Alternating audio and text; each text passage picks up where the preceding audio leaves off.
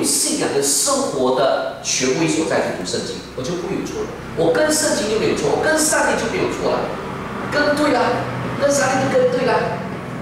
有没有人说我跟你这个领袖我就跟对了，不用错了？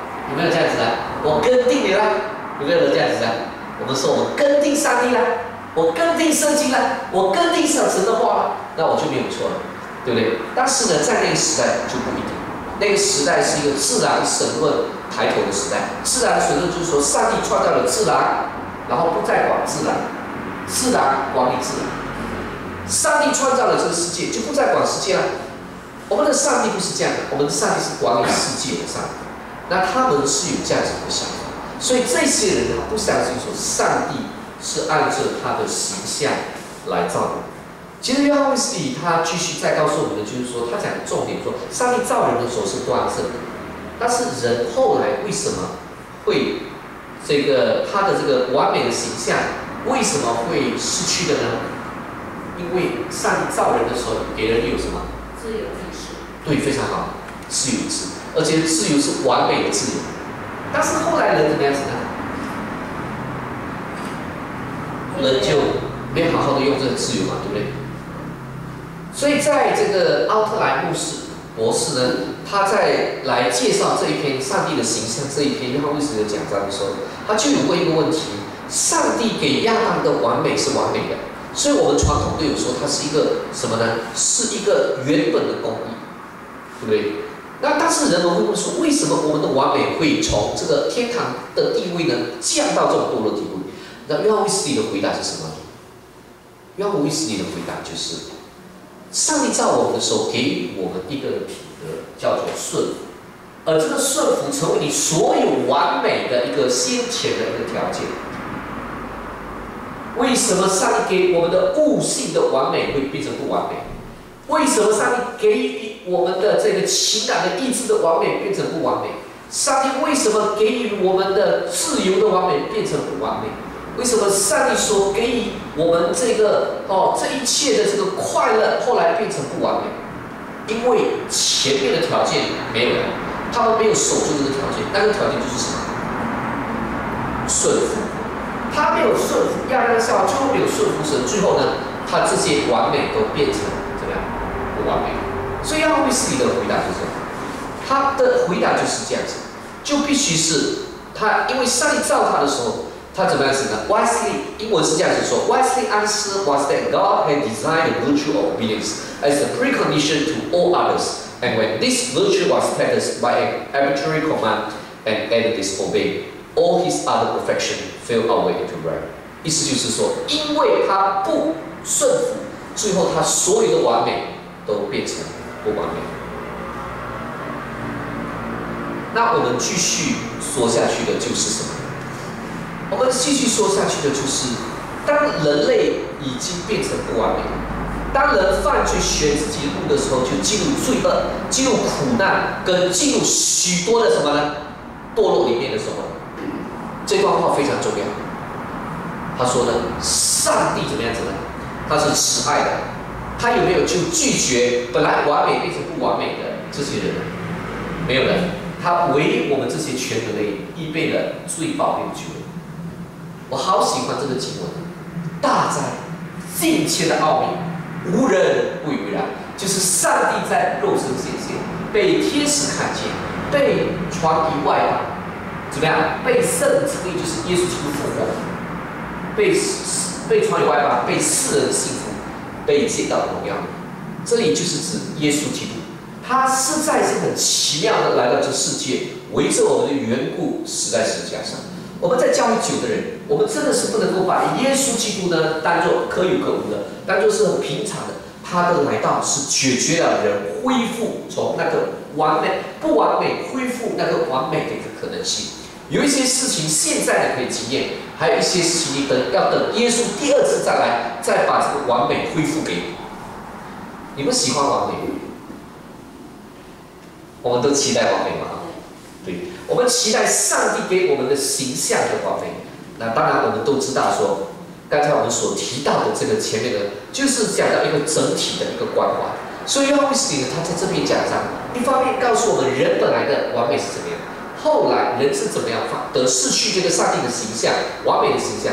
后来上帝又要如何在基督耶稣里面来恢复上帝要给予我们的完美？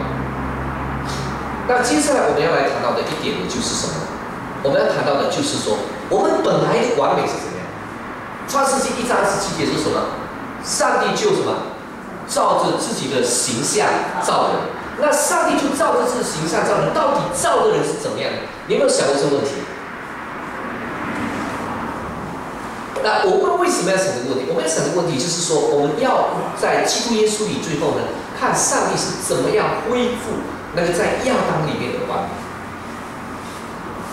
我们首先要了解的就是，上帝在造人的时候，他的悟性是完美的。他的悟性不但是完美的，他的这个感情跟意志也是完美的，他的自由是完美的，他的快乐也是完美的。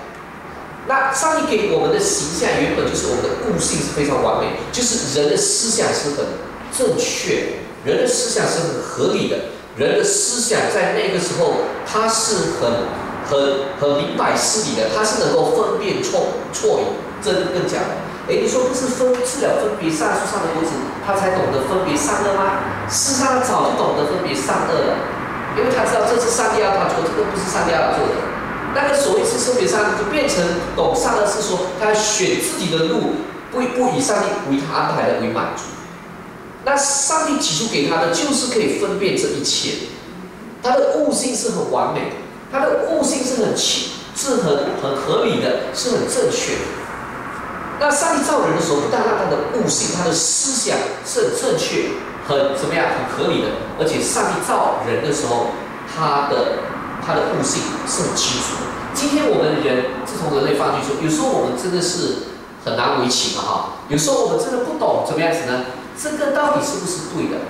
好像我们看得不很清的，有时候有点模糊了。像好像约翰写他形容，像说我们戴了一个眼镜，然后很多的灰尘在里面，有时候很暗了，真的有时候我们真的看不清楚了，对不对？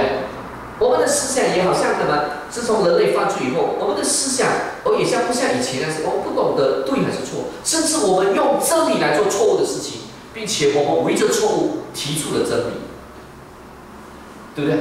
哇，他讲这句话蛮这个开拓性的，他的思想这个真的是我们有时候围着错误的事情，我们高喊真理，用真理来做错误的事情。哇，嫉妒的其实心里打着自己的算盘，有没有可能？大有可能，所以我们真的是要注意自己的动机嘛哈。那这边就是讲说，人的思想不再像以前那么正确合理，不再像以前那么清楚。这样我们真的有一些模糊，好像过去的时候，本来他的形容是说，好像光明就是清清楚楚的，它不会像黄昏又有一点光又有一点暗这样子，不会，它就是很清楚的。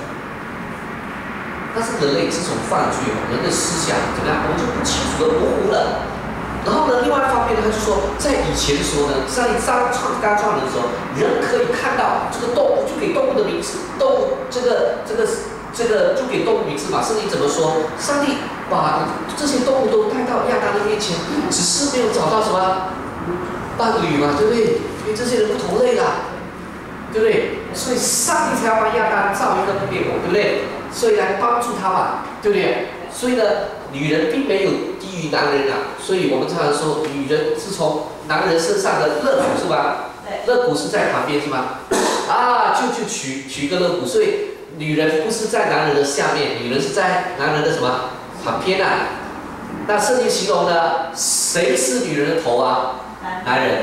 谁是男人的头啊？基督。那讲的重点就是秩序的问题。其实男女是平等的，但是是不同的什么角色，不同的位分。所以呢，首席如果两个都是首席执行员怎么办？如果两个都是总裁怎么办？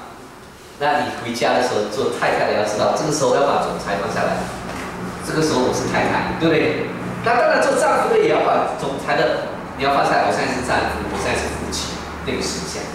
那我讲下来的时候，我要把它讲回来，就是说，本来上帝造人的时候，人的思想是很敏捷的、很快速的，他可以为他所看到这些人可以分辨得清楚，而不是外在的世界，而是内里的这个表达。哦，这个动物就应该取叫什么名字，对不对？他这个是很清楚快。但是人类自从犯罪以后，我们的悟性的思考，我们的理性的思考呢，常常呢就怎么样子？有时候我们真的是没有这么办法这么快，而且我们即使是快，我们都不知道会不会准确，对不对？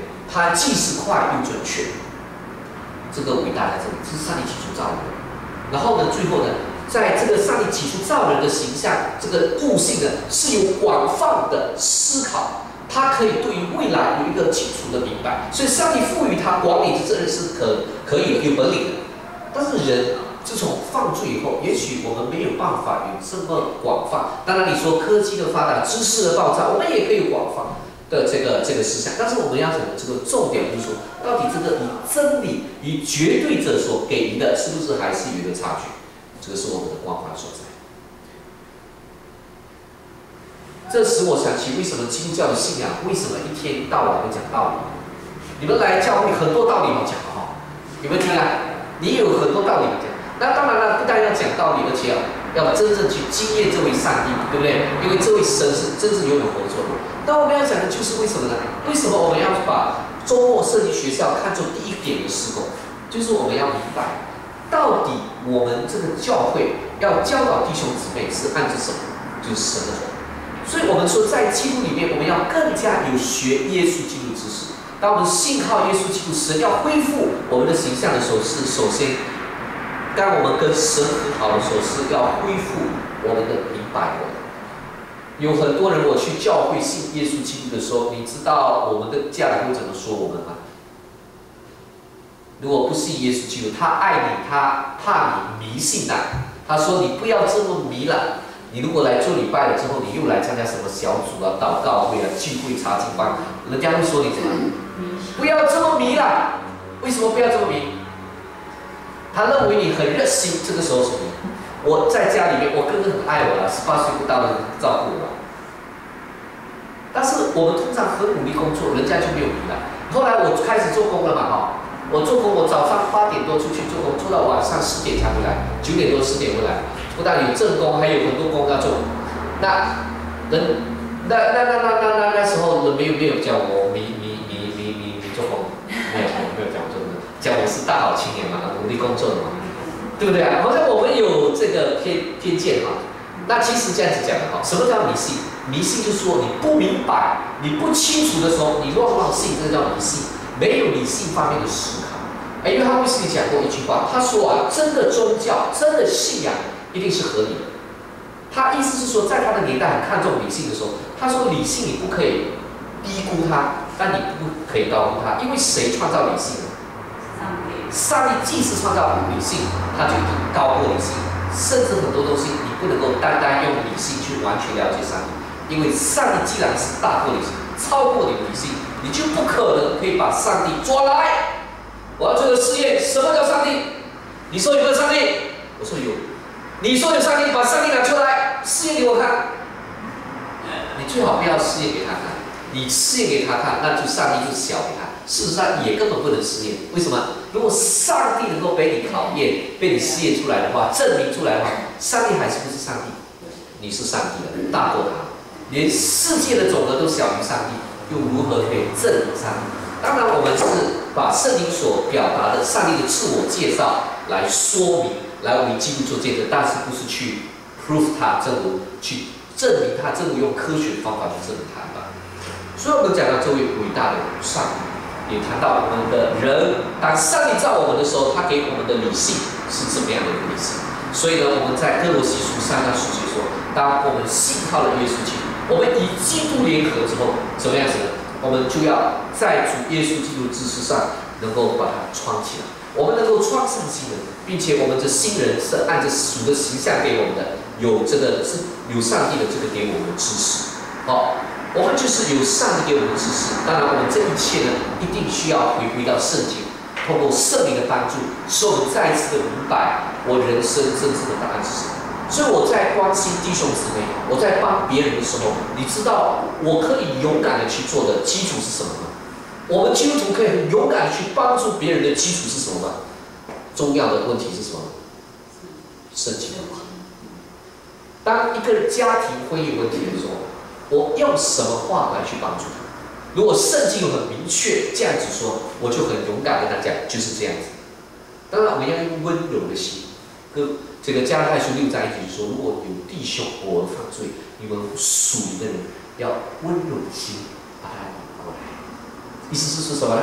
你不但是内容要对啊，你整个态度也要对啊。这个不容易，就是帮助我们，好不好？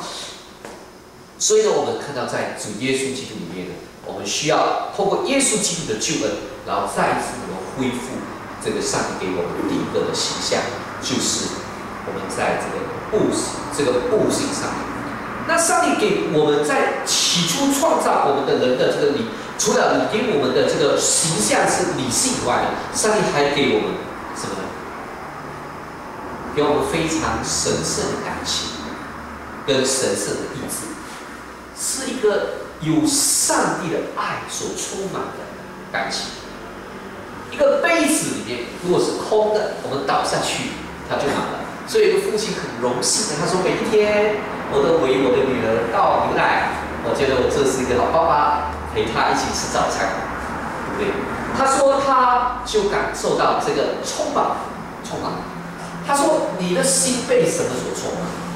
这个牧师就问说：“你的心用什么所充满？”约翰卫斯理在这里说：“如在起初，上帝造人的形象，人的这个形象的时候，按照他形象造人心里面所充满的就是爱。”他身体的每个部位都被上帝的爱所充满的是爱神。他没有妒忌，他没有骄傲，他没有纷争，他没有这个邪荡，他没有这个恨恶。他的心中就是有上帝的爱，他用上帝的爱所充满，以至于他不愿意爱其他的东西，他就是爱上帝，他爱人。最终他的决定，他的意志是很完美的，他就做上帝所喜欢的事情。上帝是给他这一种的完美的。那自从人类犯罪以后，怎么样子？我们看见亚当夏娃他们生下来的孩子就有善的方，看见自己的兄弟所献上的很好，被上帝悦纳，心里就很生气了。看见人家好，我眼睛红红；看见人家好，我心里不甘愿。你知道我自己在学习开拓教会的时候，我的一个学习是什么呢？我只有看见别人教会更好，我心里面开心，我才是正确的。这个就是这个才是上帝的爱。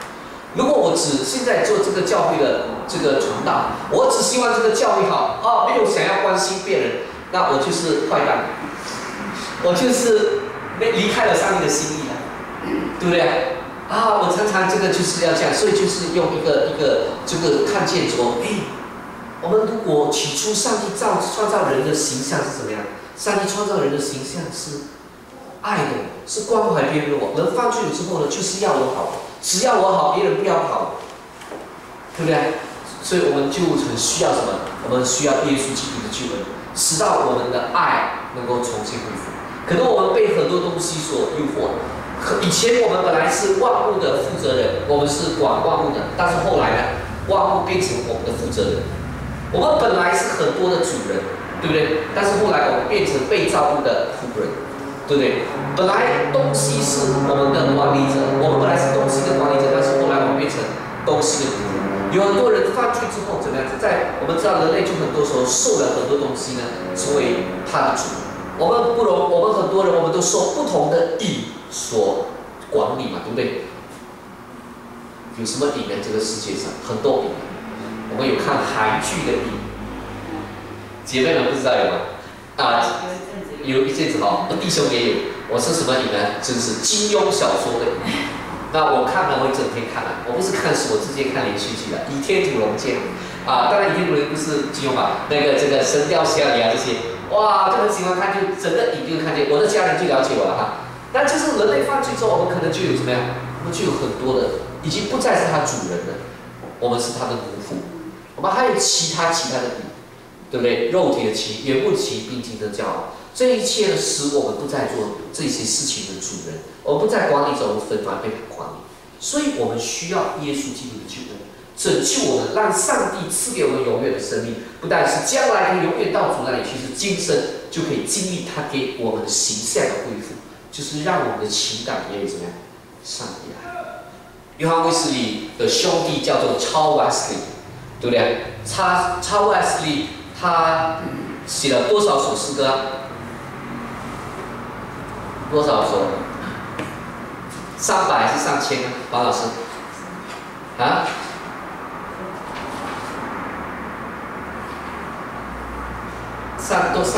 上百还是上千？6000首。他所写的这个6000首的诗歌，有一首呢叫做《神圣纯爱歌》，非常著名。我好喜欢这首诗歌。他这里诗歌，我们可以翻过来这里诗。我们讲到我们需要耶稣基督的救恩，我们需要我们的情感，我们的在生命的经验的里面，我们遇到所有困难的、跟许多的诱惑跟试探的挑战的里面，我们需要什么？我们需要让主在我们里面。而且我们需要让上帝的爱充满我们，因为你要小心，如果你没有上帝的爱充满，你充满的很可能是世界上的东西。所以你的心一定有东西充满。那我们知道，上帝造人的时候，人心里所充满的是上帝的爱；人类犯罪的时候，充满的是以自我为中心。当然，我不是说人还有上帝普遍和会，你看到很多没有信耶稣的人也做很多善良的事情。但是我们要讲的最根本，他的生命当中还是有许多一些人性的软弱。圣经说这个叫做罪在当中，而我们需要耶稣基督无用的赦罪，需要耶稣十字架的无数的宝血，让我们可以重生，让我们的爱深深被他爱所激励，让我们的心中有他的爱。所以当我们的心中被许多东西占据的时候，这首诗歌很容易的来唱。神圣纯爱，我来唱这首诗歌。363首。363首。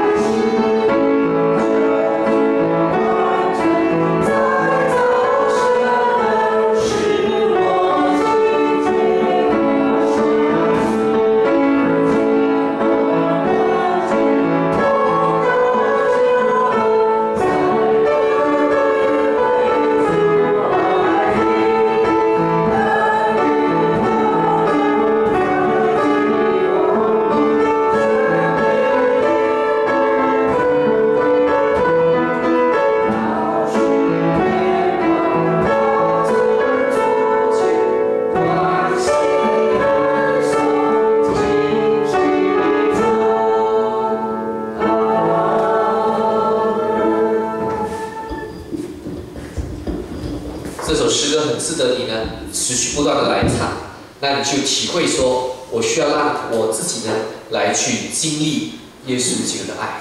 那你会问一个问题，你说你们讲得很好，讲我们大家都会讲啊，到底你有没有自己经历过上帝在里面改变你的心？我说无数的基督徒，当然包括我们经历，我们曾经经历，我们现在还要经历，我们要持续的经历。那经历上帝在我们心里面的转化，使我们爱自己，爱自己的成就，改成爱上帝，爱上帝所赐予。这个过程，这个改变当中有一个很重要的地方，就是你需要相信，你需要相信耶稣基督，让你能够获得上帝给你的新的生命。你需要相信耶稣基督，然后呢，你需要相信耶稣的时候呢，你要更多的读圣经，你要祷告，你要禁食。你需要参加基督徒的聚会，让你更经历、更认识上帝。我们看谢上帝，他本来创造我们的形象里面是有完美的感情跟意志遵行他的话，但人类自从不顺服上帝，最后我们就堕落了。那我们在耶稣基督里，信靠耶稣基督里面，我们跟随耶稣基督里面，我们就可以恢复了。但是我们不会到个地步，到不再犯罪的地步。我们在等什么时候，我们才会不再犯罪？我们需要等耶稣第二次再来。当我们离开这个世界的时候，我们就是会有被成全的义人。就是说，我们到主那里，我们的灵魂就不再犯罪。当主耶稣基督要再来，这个世界要结束的时候，号角响起的时候，上帝会给我们已经死了的身体，给我们复活过来，跟我们的灵魂合而为一，让我们可以在上帝的面前接受审判。我们名字在生命册